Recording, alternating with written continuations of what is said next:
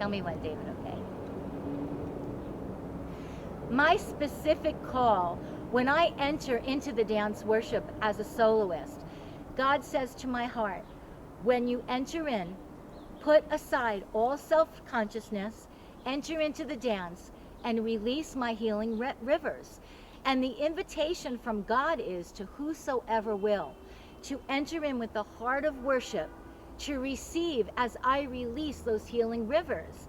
I'm being used as God's vessel, so to speak. And his river is released. And God touches people, body, mind, soul, and spirit. And I want to share that I've had many women cry in my arms in Jerusalem and say that they have been accused by the body of Messiah of wanting to draw attention to themselves.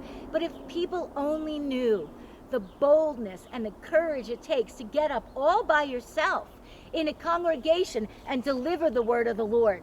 You see, that's not easy. And if the anointing was not upon my life to release the river of God through the dance, I would be hiding under the chair. There is no way that I could do what I do. And you see, we have to die to the fear of man, because you will never come into your destiny if you are living for the approval of your neighbors. God allows us to go through trial after trial after trial, so that nothing matters. In order to move forward, we just keep saying, Ken Abba, yes, I'm listening, Lord. And I remember standing in the Pavilion Theater in Jerusalem one year, and God said, just look at me. Just look at me. And you see, if you live in Jerusalem, you truly live in the furnace of God. And growth here, the process of your growth and maturity in Messiah can happen very quickly if your heart is yielded to God. And God, I like to say this, God uses the bus, the egged bus that runs throughout the land of Israel, but especially in Jerusalem because I live here, to bring healing into my life. Because sin is brought to the surface. Our sin is brought to the surface very quickly. I become very conscious of I have a thought, and on the tail of that thought, I'm repenting already. But that's extraordinary. And that's what God does with his people that are yielded to him. And through all these trials and tribulations, he's bringing us from glory to glory to glory, to the place where our lives are just all worship. It's all worship. Everything we do, we're cooking, we're painting, we're talking, we're speaking. I was with a friend and we're talking the whole evening, and it's like, that was a prayer.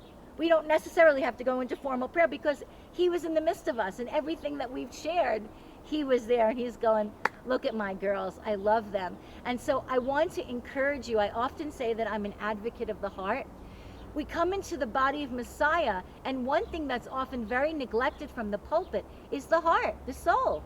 What do we do with the emotions in our heart? Because we're human beings, and this body is not being transformed into anything until I go up to be with the Lord. And so I'm stuck with this body, so to speak, but it's God's will that I have this body, and I surrender it to him.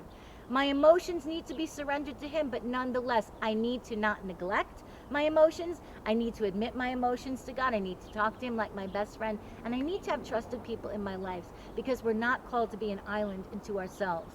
And so we're going to have to fight for our hearts.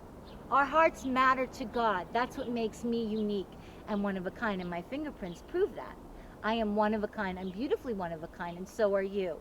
So God does not want you to neglect your heart. And your heart is one of a kind, and no one else has it. And no one else can bring into this world what you can. So it's critical that we get on a healing path, and that we deposit into this world that one-of-a-kind heart, because no one can do that for you. You're not replaceable. In Yeshua's name. God bless you from Israel.